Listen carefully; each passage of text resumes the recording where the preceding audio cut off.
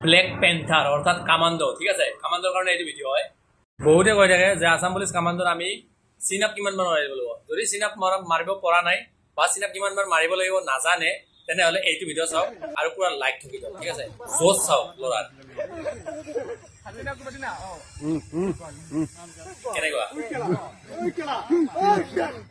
ঠিক আছে। জোচ চাওক, জোচ চাওক না, কামাণ্ডো হোৱাৰ জোচ।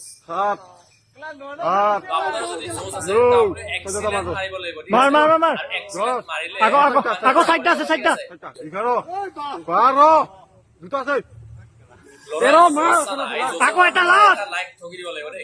এটলিষ্ট 10,000 লাইক পাব লাগিব এইটো। আৰু কামাণ্ডোৰ পজিটিভ গমেই পাওঁ একদম কম আছে, ঠিক আছে। পাছত বাঢ়িলে বেলেগ কথা বাৰু, কিন্তু বৰ্তমান টাইমত ইমান কম পষ্ট, তাত আপোনালোকে এক্সিলেন্ট লগাবই লাগিব।